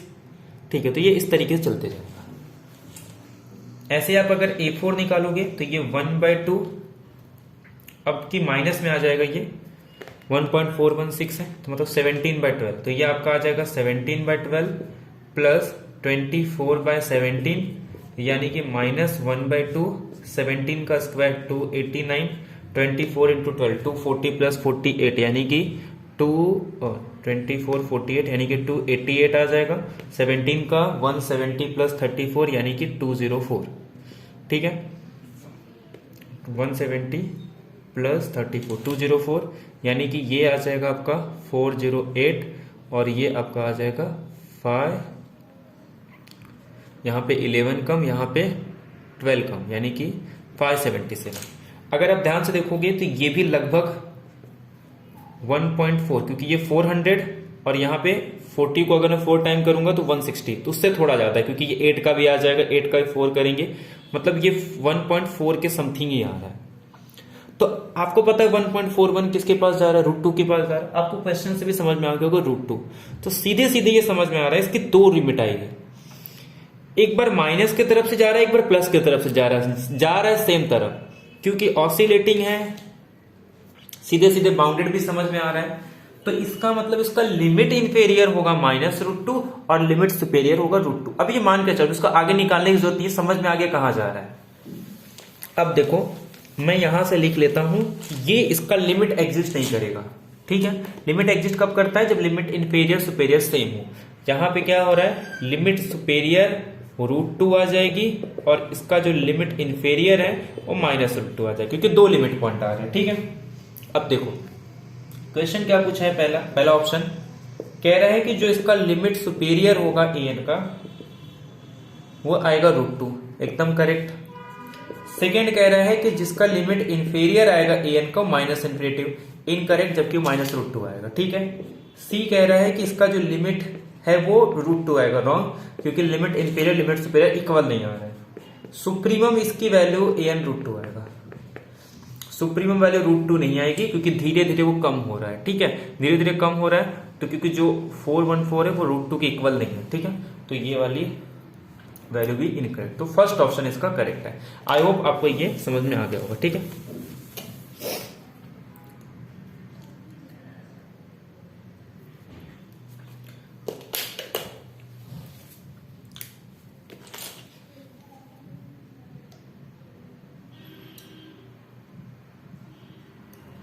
अब एक क्वेश्चन था, उसमें एक सेट गिवन है A, ठीक है, एक सेट आपको दिया A, इसको डिफाइन किया T sin 1/t और T बिलोंग कर रहा है 0 से लेके 2π तक, ठीक है, कोई दिक्कत यहां तक नहीं। और कह रहा है कि कौन सा फॉलोइंग स्टेटमेंट इसमें से करेक्ट होगा, सुप्रीमम पूछ रहा है, इन्फीमम पूछ रहा है, ठीक है, कोई दिक्कत नहीं। पहले इसको समझ लेते हैं, थोड़ा ध्यान दो। T मेरा 0 से लेके 2π तक है, कोई दिक्कत इसमें नहीं। साइन T की वैल्यू कितनी भी ज्यादा चली जाए, ये बेचारा 1 और -1 से ज्यादा नहीं हो सकता, ये बात तो आपको समझ में आनी चाहिए। अगर T मेरा 0 से 2π तक बिलोंग कर रहा है, इसका मतलब 1/t जो है वो π/2 से लेके इन्फिनिटी पे जाएगा, ठीक है। और अपने को पता है कि साइन जो है वो π/2 से लेके इन्फिनिटी तक सारी वैल्यू अज्यूम कर लेगी, ठीक है, वो -1 से लेके 1 तक, मतलब इसकी वैल्यू इस नेबरहुड पे सब पॉसिबल है, -1 से लेके 1 तक। बट मैक्सिमम कितना जा सकता है 1, और मिनिमम कितना जा सकता है -1। तो मतलब अब ये डिपेंड किस पे करेगा, T पे। अगर मैं T को 0 पुट कर दूं तो 0 इंटू ये तो सिर्फ फाइनाइट वैल्यू आएगी, भले 0 पे डिफाइन नहीं हो रहा है लेकिन एक फाइनाइट वैल्यू ही आएगी ना, तो इसका मतलब ये 0 हो गया, फाइनाइट इंटू 0 0। जब मैं इसमें 2/π पुट करूंगा तो π/2 कितना है 1, और ये कितना आ जाएगा 2/π। अच्छा एक बताओ, इसके बीच में कहीं तो एक ऐसी वैल्यू होगी जिसमें ये क्या होगा -1, और ये ज्यादा से ज्यादा कितना जा सकता है 2/π। मतलब अगर बहुत ज्यादा हो गया तो, बहुत कम भी हो गया तो -2/π, इससे कम तो होगा नहीं, बहुत ज्यादा होगा तो 2/π, उससे ज्यादा होगा नहीं। तो कहने का मतलब क्या है, ये वैल्यू कितनी भी ज्यादा चली जाए 2/π से ज्यादा नहीं हो सकता, कितना भी कम हो गया -2/π से कम नहीं होगा। मतलब ये कि इसकी सुप्रीमम वैल्यू जो है वो लेस देन आ जाएगी 2/π से। जो चीज 2/π से लेस देन है, सीधी सी बात है, वो किससे लेस देन आ जाएगा, अगर मैं कुछ अलग टर्म ऐड कर दूं तो उससे भी लेस देन आ जाएगा। इन्फीमम वैल्यू अगर ये हमेशा ग्रेटर देन है -2/π से, तो इसका मतलब अगर मैं कुछ और भी कम कर दूं उसमें तो उससे भी ग्रेटर देन आ जाएगा। तो मतलब जो फर्स्ट सेकेंड ऑप्शन है वो ये कह रहा है कि सुप्रीमम A की जो वैल्यू है वो 2/π प्लस 1/π से छोटी होगी, तो एकदम करेक्ट। कह रहा है कि जो इन्फीमम A है वो ग्रेटर देन होगा किससे, -2/π 3/π प्लस 1/π से। तो ये भी एकदम करेक्ट है कि इससे तो हमेशा ग्रेटर होगा, क्योंकि उसमें से मैं कुछ वैल्यू माइनस कर रहा हूं, इसमें से मैं कुछ वैल्यू और प्लस कर रहा हूं, क्योंकि ये तो हो सकता है कि अटेन कर जाए, इसमें एक टर्म और ऐड कर दूंगा तो लेस देन आ जाएगा, इसमें हो सकता है तो इक्वल आ जाए, वैसे तो ये इक्वल होगा भी नहीं, लेकिन और कम कर दिया तो इसलिए स्ट्रिक्टली ग्रेटर देन का साइन हो गया। थर्ड कह रहा है 1 होगा, भाई 1 तो होगा ही नहीं, क्योंकि ज्यादा से ज्यादा वो 2/π हो सकता है, ठीक है। कह रहा है कि -1 होगा, नहीं तो कम से कम 2/π होगा। आपको पता है 2/π कितना होता है, ये 1 से लेस देन होता है 3.14, ठीक है। तो 200/3, ठीक है, इसको डिवाइड करेंगे तो आई थिंक कुछ 0.57 या फिर कुछ तो आएगा, ठीक है, 0.57 ज्यादा ही आएगा। तो आई होप ये चीजें आपको क्लियर हो गई। तो इसका फर्स्ट सेकंड ऑप्शन क्लियर है। तो देखो, लिमिट सुपेरियर, लिमिट इंफीरियर, किसी भी टाइप का क्वेश्चन पूछे अब उनको आप डील कर सकते हो। आपको समझ में आ गया कि इन टाइप के क्वेश्चंस को कैसे किया जाता है, ठीक है। और देखते हैं और कुछ क्वेश्चन है इसका रिलेटेड। वैसे बहुत टाइम हो गया, नहीं तो हम लोग कंटिन्यू करते इसमें। चलो एक क्वेश्चन और कर लेते हैं, उसके बाद पे एंड करते हैं। तो नेक्स्ट वीडियो में हम लोग लीनियर अलजेब्रा के क्वेश्चंस को डिस्कस करेंगे, ठीक है, कोई दिक्कत नहीं, क्योंकि बहुत बड़ा वीडियो हो गया। बट आई होप आपको यहां से जब हम लोग सीक्वेंस के और क्वेश्चंस करेंगे तो वहां पे आपको और फायदा होगा, क्योंकि लिमिट इंफीरियर सुपीरियर से आपको बाकी चीजें और आसान हो जाती है। अब ध्यान दो, एक क्वेश्चन है जिसमें कहा है एक सेट गिवन है, एक सेट के अंदर वो सारे रियल नंबर होंगे -1 से 4 के, मतलब -1 से लेके 4 तक की उन सारे पॉइंट को इकट्ठा कर दो जिसमें कि वो साइन एक्स को पॉजिटिव रखता हो। समझ में आ रहा है? एक सेट के अंदर वो सारे -1 से लेके 4 तक के पॉइंट हैं जिनमें साइन एक्स पॉजिटिव होता हो, कोई दिक्कत नहीं। ये मेरा साइन एक्स का ग्राफ है, ठीक है, ये कुछ मेरा साइन एक्स का ग्राफ, ये मेरा 0, ये मेरा π/2, ये मेरा 3π/2। अच्छा 3π/2 कितना हो जाएगा, 3.14, 2 से डिवाइड करेंगे 1.57 इंटू 3 4 पॉइंट, मतलब हो गया खत्म। यहां पे कहीं मेरा 4 आ जाएगा। π/2 कितना होता है 3.157 समथिंग, तो -1 यहां आ जाएगा, इसी के बीच में वैल्यू है। कह रहे उन सारे x को इकट्ठा कर लो जिसमें साइन एक्स पॉजिटिव देता हो, तो वो कौन से x है, 0 से लेके π तक, π/2 नहीं, 0 से लेके π, ये क्या है π/2, ठीक है।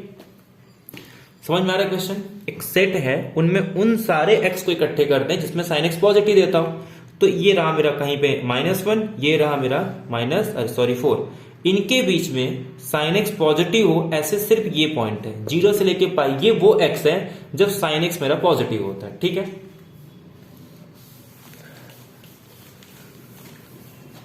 तो कहने का मतलब सेट के अंदर क्योंकि साइन एक्स पॉजिटिव बोला है तो 0 से लेके π तक आएगा, कोई दिक्कत नहीं। अब देखो ऑप्शन क्या कह रही है, कह रहा है कि जो उसका इन्फिमम s आएगा वो लेस देन 0 आएगा। अरे इन्फिमम s 0 आएगा, क्योंकि इन्फिमम s भले वो सेट के अंदर ना हो लेकिन उसका इन्फिमम s बिलोंग करता है, तो इसका मतलब इसका इन्फिमम लेस देन 0 नहीं बल्कि इन्फिमम s उसका 0 ही है, तो ये ऑप्शन इनकरेक्ट। सेकेंड कह रहा है supremum does not exist, way supremum exist कर रहा है और वो पाए है, इन्फिमम 0 सुप्रीमम पाए। इसमें कह रहा था इन्फिमम लेस देन 0, इसलिए इनकरेक्ट। इसमें कह रहा है सुप्रीमम एग्जिस्ट ही नहीं करेगा, तो ये भी रॉन्ग। थर्ड में कह रहा है कि इसका सुप्रीमम जो है वो पाए है, तो बिल्कुल करेक्ट, क्योंकि इसका सुप्रीमम हमारे पास पाए आ रहा है, ठीक है। डी ऑप्शन में कह रहा है कि इसका इन्फिमम s जो है π/2 है, सिंगल चॉइस का क्वेश्चन है, इसको जरूरत नहीं है, इन्फिमम s का इसका 0 हो रहा है, ठीक है। तो ये भी सिंपल क्वेश्चन था, थोड़ा इसमें फंक्शन का भी यूज हुआ है और इन्फिमम सुप्रीमम का भी, ठीक है। नेक्स्ट क्वेश्चन देखते हैं। अच्छा एक क्वेश्चन है, हालांकि इसको एग्जाम में उन्होंने स्टार करके दिया था, बट अगर आपको इसमें मान लो अगर एग्जाम में इस तरीके का क्वेश्चन आ जाए तो आपको कैसे करना है मैं आपको बता देता हूं। क्वेश्चन क्या है ध्यान दो, ठीक है। हालांकि एग्जाम में इसको उन्होंने नहीं दिया था, बट हम लोग इसको समझ लेते हैं, ठीक है। चलो अगर मान लो इस टाइप के क्वेश्चन आएंगे तो थोड़ा दिमाग कैसे लगा, लॉजिक कैसे लगाना, देखो एक एरे टाइप का दिया था कि a m greater than 1 n greater than 1, p define किया है limit infimum of n tends to infinity, limit m tends to infinity, infimum of a m n, ठीक है। इसी तरीके से q डिफाइन किया, एक r डिफाइन किया, s डिफाइन किया। ध्यान दो, मैं आपको शॉर्ट में लिख देता हूं। यहां पे इन्फिमम इन्फिमम की बात कर रहा है, एक में इन्फिमम का सुप्रीमम के साथ बात कर रहा है, एक में सुप्रीमम और इन्फिमम बात कर रहा है, एक में सुप्रीमम और सुप्रीमम बात कर रहा है। एक बात बताओ, कोई भी सीक्वेंस हो, सुप्रीमम का सुप्रीमम तो हमेशा सबसे बड़ा आएगा, तो भैया एस तो सबसे बड़ा होगा, ये तो फिक्स हो गया। पी क्यू आर, ठीक है, ये तो सबसे छोटा होगा, तो इसका मतलब पी तो सबसे छोटा आ जाएगा, क्यू आर है। बाकी इनके बीच में कोई रिलेशन नहीं पता, बस इसी दो रिलेशन से आपके सारे ऑप्शन हो जाते हैं, क्योंकि इसके बारे में कुछ नहीं बोल सकते। बट इन्फिमम इन्फिमम सबसे छोटा आएगा, सुप्रीमम सुप्रीमम सबसे बड़ा आएगा, ठीक है। अब देखो, अब मैं इसी लॉजिक से आपको ऑप्शन जो इसमें से करेक्ट दिया था, ठीक है, देखो ए ऑप्शन था P less than Q, B Q less than R, C R less than S, D P less than. इसका मैं करेक्ट आंसर बता रहा हूं, जबकि उसमें जो स्टार दिया था, इसमें जो देखो हमने क्या देखा कि जो P Q R ये लेस देन एस है, ये किसमें किसमें आ रहा है, P less then Q correct, P less than S correct, और जो P है वो हर एक से छोटा है, ठीक है। तो P हर एक से छोटा है और S सबसे बड़ा है, ठीक है, खत्म। ये वाला ऑप्शन इनकरेक्ट आ रहा है। बाकी सबके बीच में रिलेशन है कि P सबसे छोटा और S सबसे बड़ा, ठीक है। तो ये लॉजिक लगा किसका, मल्टीपल चॉइस का क्वेश्चन था, A C D आपका ऑप्शन करेक्ट हो जाएगा, ठीक है।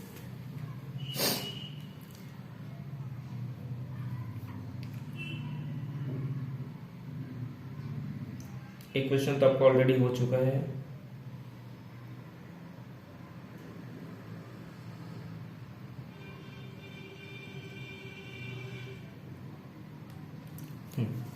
कुछ रिलेशन भी आपको याद रखना होगा। जैसे एक क्वेश्चन पूछा गया था कि xn एंड yn, ठीक है, ये सीक्वेंस है, ठीक है, ऑफ रियल नंबर्स का।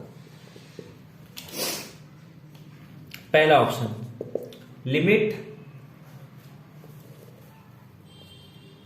Superior xn plus 1। एक काम करो, ये 2011 मैं आपको सीधे सीधे रिलेशन बता देता हूं, बाकी उसमें से आप ऑप्शन मैच कर सकते हो। 4 ऑप्शन लिखने से अच्छा है, देखो होता क्या था, तो जो लिमिट इन्फेरियर जो होता है, आपको पता है xn प्लस yn का जब लिमिट इन्फेरियर निकालूंगा, ये तो हमेशा लेस देन हो जाएगा, किससे, लिमिट सुपेरियर से, और ये लेस देन हो जाता है limit superior of xn plus limit superior of 1। अगर ये ग्रेटर देन है तो इसका मतलब ये लेस देन हो जाएगा, किससे, limit inferior of xn plus limit superior of xn। तो ये रिलेशन आप उसमें देखो ऑप्शन कैसे कैसे था। फर्स्ट ऑप्शन में कह रहा है कि सुपेरियर xn प्लस yn, यानी कि ये जो वैल्यू है इससे लेस देन होगी, तो फर्स्ट ऑप्शन करेक्ट है।